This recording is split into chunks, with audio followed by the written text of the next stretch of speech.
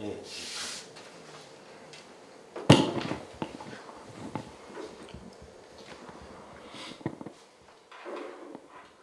지금부터 총선 평가 및 향후 전망에 대한 토론회를 시작하도록 하겠습니다. 이 토론회는 진보신당, 중앙당이 주최하는 토론회고요. 당내 각계각층에서 활동하시는 활동가 여러분과 훌륭하신 여러분들을 모시고 토론을 하겠습니다. 모처럼 방청객 여러분도 많이 와주셔가지고 한 명이 계십니다. 한 명이 방청을 하고 계시는 이런 부담스러운 상황인데, 어쨌든 오늘의 토론회는 기본적으로 지금까지 총선이 끝난 지 한 달이 지났음에도 불구하고 당내에서 여러 가지 어떤 그 사정들로 인해서 제대로 된 평가가 진행되고 있지 않다. 실제로 이러한 점에서 개최하게 된 것이고요. 두 번째는 다음 주부터 이제 대표단이 전국을 순회하면서 이 평가 토론을 진행하게 되는데, 이것의 어떤 좀 사전 작업으로서 이런 토론회를 좀 열게 됐습니다.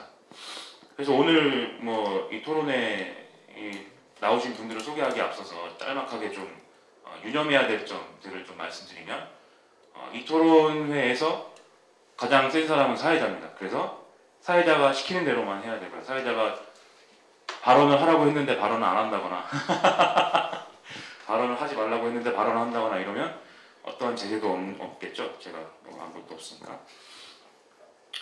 그리고 이 토론회, 보통 당내에서 이런 토론회를 하면 보시는 분들이 발언하시는 분들의 어떤 그런 내용을 듣고, 저 사람은 어느 정파 혹은 어느 주장을 하는 흐름 소속이니까 단위가 저런 주장을 하는군, 이렇게 생각하고 여러 가지 이제 정치적인 판단을 하시는 경우가 있는데, 오늘만큼은 어쨌든 중앙당에서 개최하는 토론회이니만큼 좀 허심탄회하게 우리가 갖고 있는 입장이나 이런 거를 좀 떠나서 자유롭게 할 수 있는 얘기를 다 할 수 있는 이런 토론회가 됐으면 하는 바람을 우선 말씀드리고요. 사회자가 하기에는 부적절한 말이었을까요?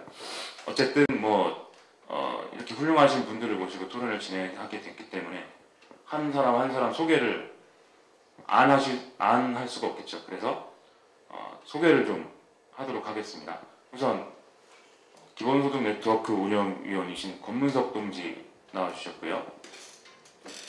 그리고 강남도초당원협의회 위원장님 김현우 위원장님 나오셨습니다.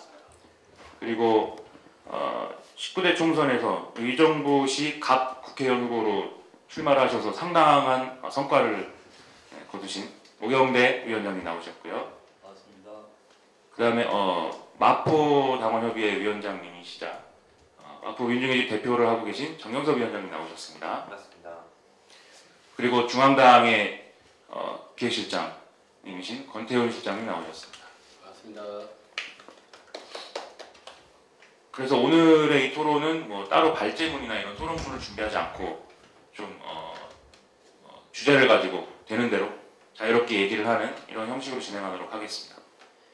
일단 토론 주제들이 좀 있는데요. 첫 번째로 19대 총선에서 진보신당을 둘러싼 외부적 환경이 좀 어땠는지, 어떤 환경 속에서 우리가 총선을 치러했는지를 좀 얘기를 좀 해봐야 될 것 같습니다. 왜냐하면 각자가 생각하는 평가가 있고 각자가 생각하는 전망들이 있는데, 좀 기본적으로 그때 이 총선을 치를 때의 정세가 어땠고 그때 외부적 환경이 어땠는지를 판단이 다른 경우에는 또 서로 갖고 있는 전망이나 평가가 달라질 수 있는 것이기 때문에 이런 부분도 좀 차이가 있는지 이런 부분들을 좀 확인하는 과정을 좀 거쳐야 될 것 같아서 이런 부분에 대해서 얘기를 해야 될 것 같습니다.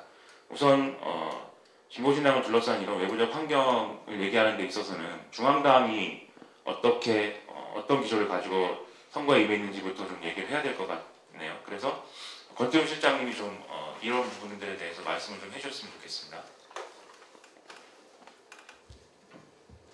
선거 기조요? 우리가 어떤 환경에서 선거를 치르게 되었었는가, 외부적 환경이 어땠다라는 거에 대해서. 네. 외부 환경은 안 좋았죠. 안 좋았는데요. 지금 곰곰이 생각해 보면은 원래 선거 말미에 대략 저희 당 여론조사 결과로는 몇몇 언론사들 여론조사 결과를 보면은 대략 1.7%에서 2.2% 정도 지지율이 나왔는데 보통은 저희 같은 당은 여론조사 지지율보다 실제 투표를 하게 되면 득표가 더 많이 나오는 게 원래 보통의 상례인데 요게 1.14% 거의 반토막 난 득표율이 나왔는데 그 원인이 뭘까 이런 게 실은 좀 중요한 것 같고요. 그랬을 때 뭐 반엠비 구도가 강하게 작용했다. 그러니까 뭐 민주통합당이 잘해서 그런 게 아니라 실은 민주통합당이 죽쓰면서 이러다가 새누리당이 일당이 되는 거 아니냐 이런 위기감이 생겼고 그러면서 진보신당도 찍어줄까 이렇게 생각했던 분들이 새누리당이 일당이 되면 안 되지 그래서 민주통합당 밀어서 새누리당 일당이 되는 걸 막아야 되겠구나 뭐 이런 식의 구도가 형성된 게 아니냐 이렇게 싶고요. 그 MB 실정이 교묘하게 진보정당한테 돌팔매로 날라오는 거죠. 이런 여건이었다고 보는데 근데 실은 이게 꼭 이번 선거에만 생기는 여건이냐 이런 건 좀 토론해봐야 된다고 봐요. 왜냐하면 하여튼 소선거구제 그리고 한 선거구에서 한 명밖에 선출 안 하는 이런 제도에서는 여하튼 필연적으로 양당 구도로 가게 되고 그랬을 때 매 선거 때마다 야당은 여당을 심판해야 된다고 주장하고 여당은 그래도 힘 있는 여당이 해야 된다고 주장하는 게 계속 되풀이될 수밖에 없는 요인도 있는 거거든요. MB 심판도 실은 그런 구도 속에서 나올 수 있는 선거 구호가 아니었는가 이렇게 생각해봤을 때 좀 더 깊게 봐야 된다 이렇게 보이고요. 뭐 언론 여건이 안 좋았다고 토론 자료를 나가는데 실은 그게 외부 여건이라고 볼 수 있냐 좀 이런 생각이 들어요. 왜냐하면 노심조가 탈당해가지고 진보신당의 지지율이 떨어지고 그러니까 언론 입장에서는 진보신당의 보도 가치가 실은 하락했던 거고 그러니까 보도를 잘 안 하게 됐던 거 아니냐. 그래서 이런 언론 여건의 악화는 실은 내부하고도 긴밀히 연관되어 있는 뭐 이런 상황이었다고 봅니다. 근데 그 다른 선거에 비하면 전반적으로 안 좋죠. 왜냐하면 그 민주노동당이 원내 진출하는 게 노무현 정권 때잖아요. 그래서 이미 뭐 한나라당이 야당인 상황에서 그 노무현 정권을 굳이 꼭 진보 세력이 지지해야 될 진보 성향의 유권자들이 이유가 없었고 따라서 민주노동당을 지지할 수 있는 마음의 여유가 있었죠. 근데 이번 선거 같은 경우는 그런 마음의 여유조차도 없는 여하튼 외부 여건과 구도가 있었기 때문에 이런 여러 가지 생각할 지점에도 불구하고 구도가 좋았다고는 할 수 없고 굉장히 좀 안 좋은 구도였지 않았나 이런 생각이 듭니다. 이 정치적으로 여러 가지 어려운 구도의 말씀을 해주셨는데요. 그 어떤 반NB 구도가 전면적으로 좀 부상하면서 그리고 우리 당으로서는 그 실질적인 의미의 어떤 분당을 겪고 나서 어떤 이런 지세 하락이나 이런 것들이 이제 언론 소외를 불러왔고 이런 것이 총체적으로 좀 어려운 선거 구도를 형성하게 됐다 이런 말씀인 것 같습니다. 그러면은 이 선거 전 선거를 준비하는 과정에서 우리가 이런 어려움을 이제 모르는 이런 상태는 좀 아니었을 것 같은데 여러 가지 이제 그 사전에 어떤 좀 선거 준비나 이런 것들을 좀 쭉 해오던 과정은 또 아니었고 오히려 그 과정에서는 어떤 진보좌파 정당 건설 등을 통해서 좀 그 전에 있었던 정치적 국면을 좀 돌파하려는 이런 시도가 있었던 것이죠. 그러한 시도들이 있었던 것은 있었던 것으로 평가할 수 있지만 이게 선거 국면에서 좀 어느 정도로 영향을 미쳤을지가 좀 궁금해지는데 권문석 기본소득 웹터구 운영위원께서 좀 말씀해 주시네요. 갑자기 난해한 질문을 하셨는데 일단 우리 당이 하려고 했었던 일들이 완전히 다 된 건 아니었죠. 실제로 녹색당과의 연대도 실제로 선거 과정에서 추진했었는데 어쨌든 다들 어쨌든 이 총선이라는 공간에서는 어쨌든 자기 정체성을 지키는 게 필요했던 상황이었기 때문에 좀 그랬다는 생각이 들고 질문의 구체적인 내용이 사회당과의 통합으로 대표되는 진보좌파 정당 건설 움직임이 우리의 총선 과정에서 어느 정도 어떤 의미를 미쳤다고 어떤 영향을 미쳤다고 생각하시는지.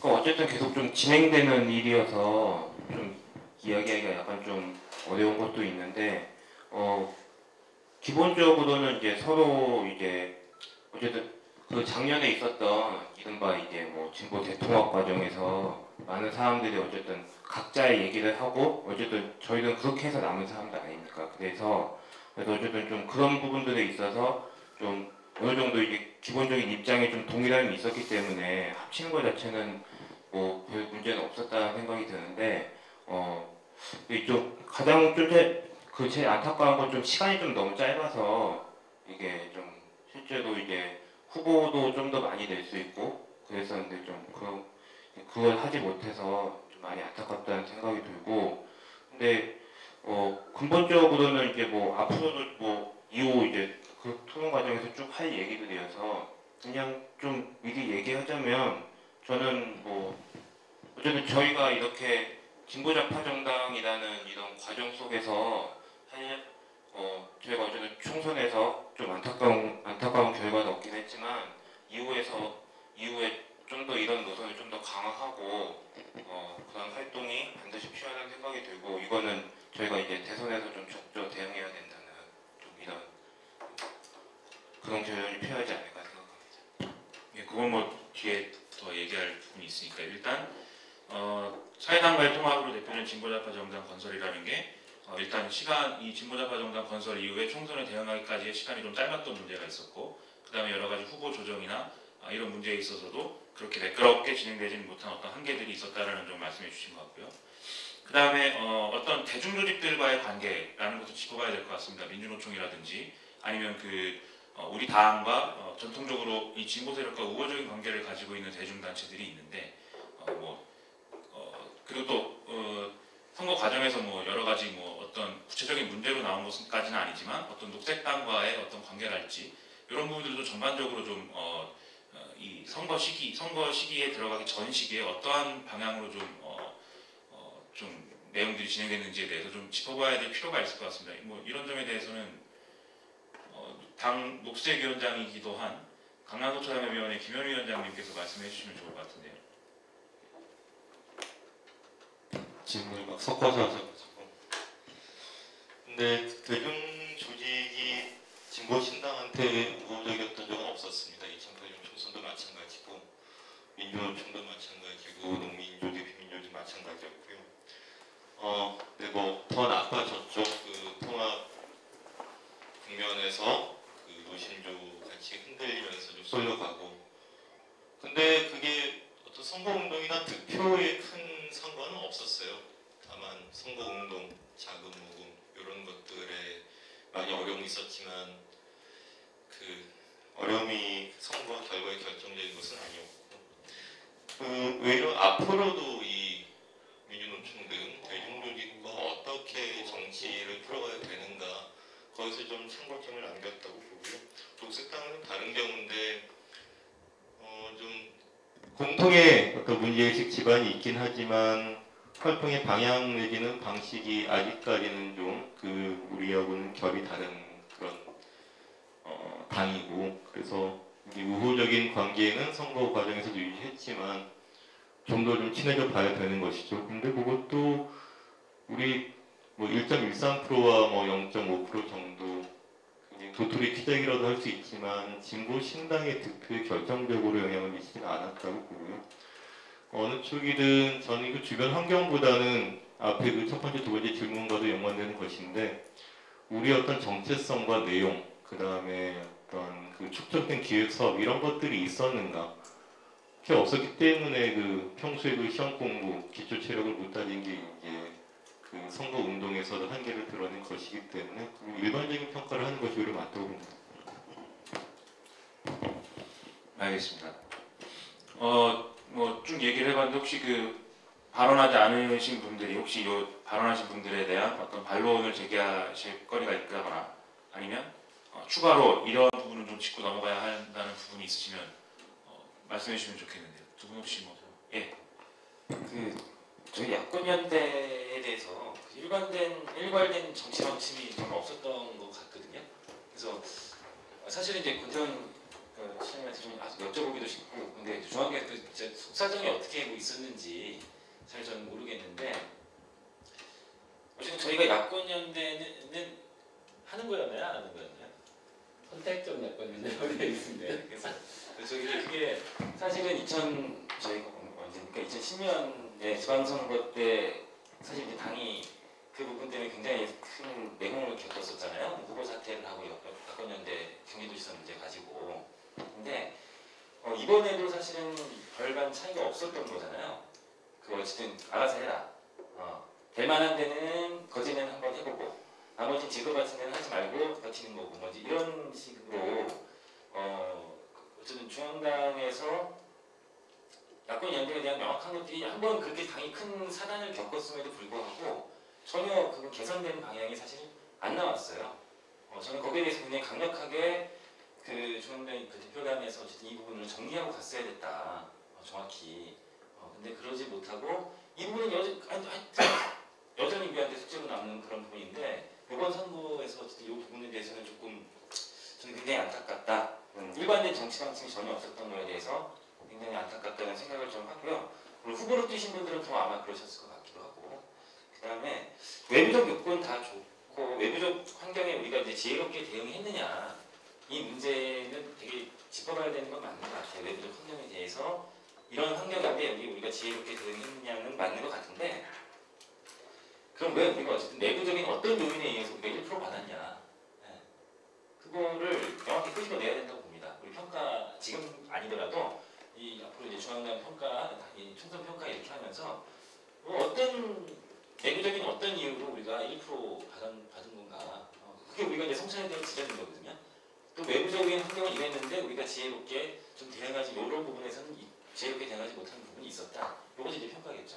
그래서 그 부분들을 명확하게 저는 좀 짚어내는 것이 향후 우리 당이 어떤 행보를 하건 어떤 걸 하는데 굉장히 큰 도움이 보약이 될 거다.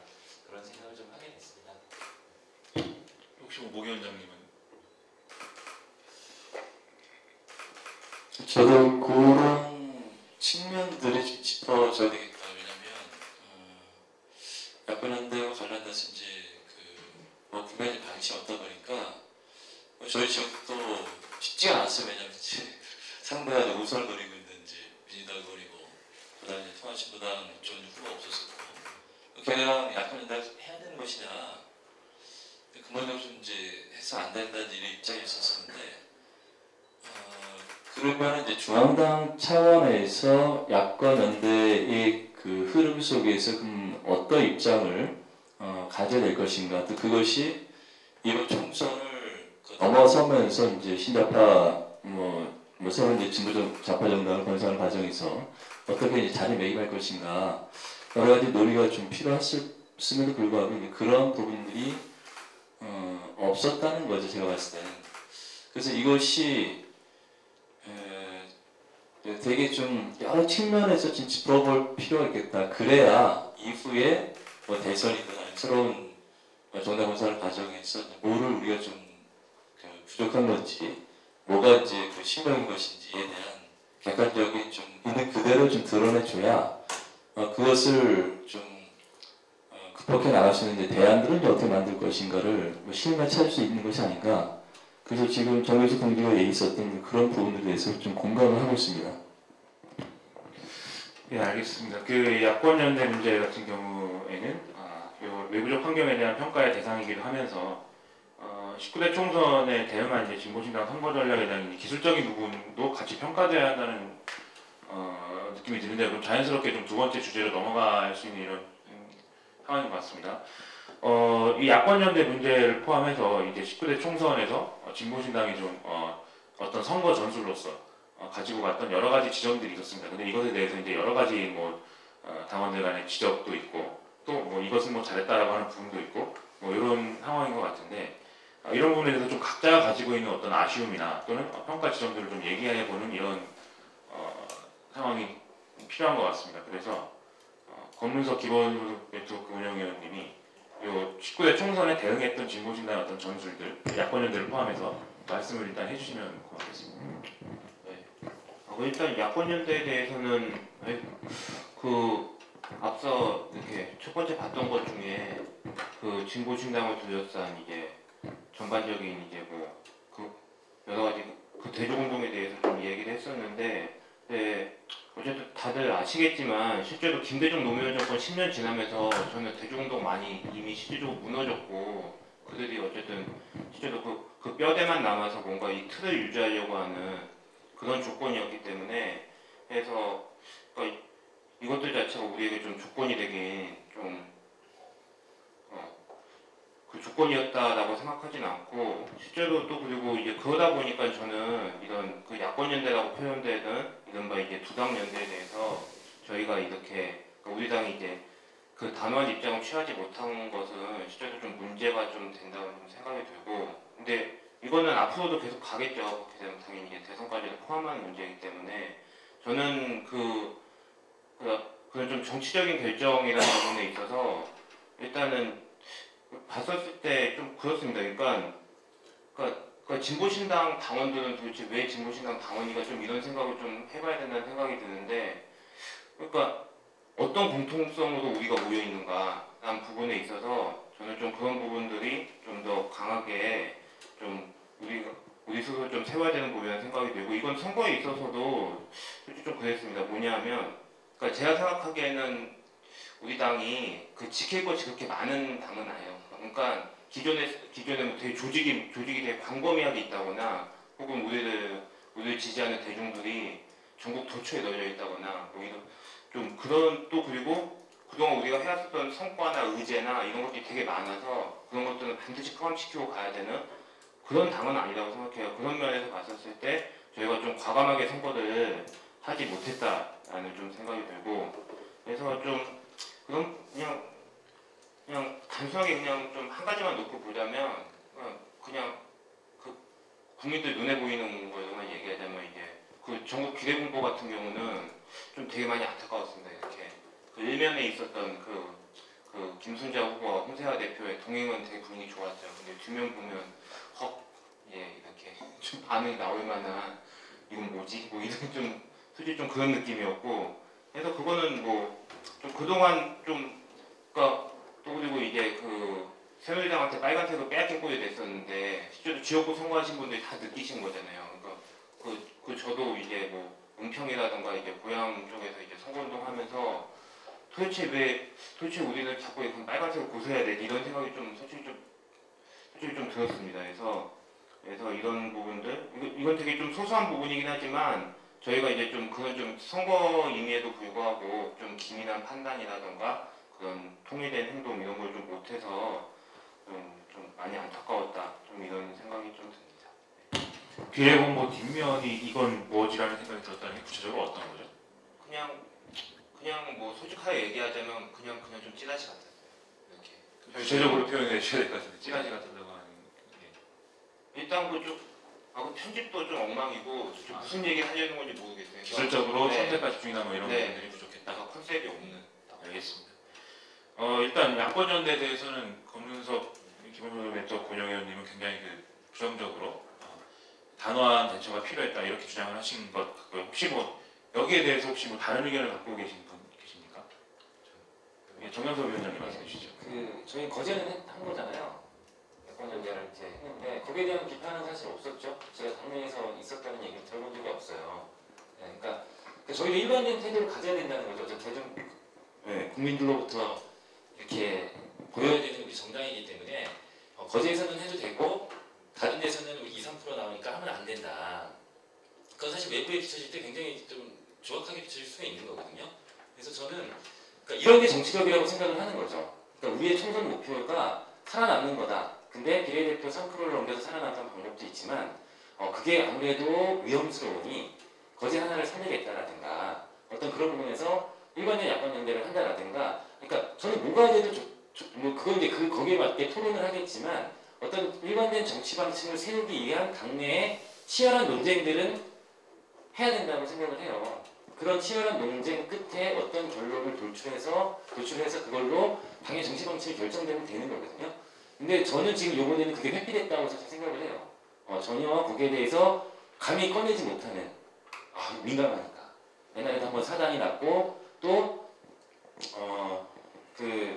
그렇죠. 정치적 성향에 따라서 우리 내부인 야권연대 하지 말자는 그 분들도 있고 야권연대 해야 돼갖고 어떻게 살아남아야 된다는 분들도 있고 이렇게 할 텐데 그런 눈치를 다 너무 본 거 아니냐. 그러니까 정치 방침이 결정되지 못하는 저는 그런 거는 오히려 총선을 진두지휘하고 있는 그 선거에서 당연히 돌파를 해야 된다고 생각을 해요. 그리고 설득하고 야권연대에서 비판적인 분들한테는 설득을 야권연대에 대해서 찬성하는 분은 또 어떻게 하고, 그러니까 자기 정치 방침을 가지고 저는 그게 우리가 이번 선거 전술이 정말 하여튼 당에서 이렇게 성공하지 못했던 또 측면 중에 하나가 아닐까 그렇게 생각을 하고요. 개인적으로 그런 생각도 했었어요. 그러니까 야권 연대를 우리가 안 들어간 건가 안 끼워준 건가 머리가 헷갈리더라고요. 저는 솔직히. 근데 그러려면 야권 연대를 예전부터 하겠다는 마인드가 있었다면 예비 후보로 당조직이면 선거 이제 진짜 치열한 전투잖아요. 진짜 완전 전쟁 한복판에 있는 건데 예비 후보를 그럼 어쨌든 예비 후보 숫자가 모자라서 그렇다면 예비 후보로 등록을 어떻게든 전술로 가져가서 이렇게 해가면서 파이를 키워서 야권 연대를 우리가 들어가든지 아니면 그게 아니라고 했다면 또 다른 걸로 우리가 뭔가를 가져가든지 이게 뭔가 좀 풍성 빠져있다는 느낌 좀 죄송합니다만 그런 느낌을 저는 좀 받았었습니다. 방침을 어떻게 정하든 뭐 야권 연대 찬성하든 반대하든 좀 일관된 어떤 그 전략상의 방침이 있어야 했고 그런 것이 좀 부족했던 게 어떤 선거 패인 중에 하나지 않는가라는 좀 말씀해 주신 것 같고요. 이에 대해서 좀 중앙당의 어떤 그 상황 설명이 좀 있어야 될 것 같아서 권태훈 시장님 좀 말씀해 주시죠. 네. 말씀드리려고 했는데 딱 바로 기회를 주시는 훌륭한 사회자님께 감사를 드립니다. 저는 이제 아까 정경섭 위원장님 말씀에 공감하는 측면도 있는데 왜 우리가 그 당시에 선택적 야권연대라는 결정을 했을까라고 생각해 보면은 실은 뭐 지자체 선거 때 경기도당 문제 이런 거라기보다는 제가 그 당시에 좀 느꼈던 건 뭐냐면 통진당은 전면적 야권연대를 할 수 있습니다. 그게 왜냐면 지역구 후보들이 죽어도 이미 어느 정도 그 인지도를 확보하고 있기 때문에 말하자면 3%를 넘길 수 있는 거죠. 근데 이제 우리 당의 고민은 뭐였냐면 그 야권 연대를 해가지고 예를 들면 지역구가 그러면 뭐 현재 뭐 그렇다고 뭐 민주통합당이 20개 30개 양보하는 것도 아니기 때문에 그럼 한 두세 개 했을 때 그 비례대표를 그 후보들이 많이 안 나가면 한 두세 명 후보들만 가지고 있는 게 또 어렵다 이런 생각이 있었고 그 다음에 그렇다고 야권연대를 안 하자니 요게 이제 거제나 이런 데서도 좀 문제가 있고 그 다음에 선거가 기본적으로 당선권에 있는 후보 중심으로 선거가 돌아가는 거고 언론 보도도 그렇게 나가기 때문에 우리가 당선권에 근접한 후보가 하나도 없게 됐을 경우에 아무리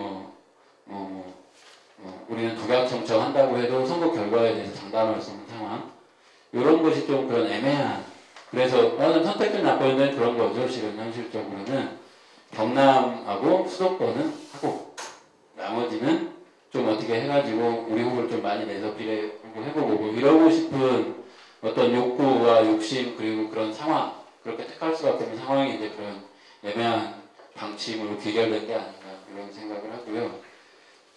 근데 이제 제가 그게 애매했다고 생각을 해요. 근데 또 한편은 어쩔 수 없다는 생각도 드는데요.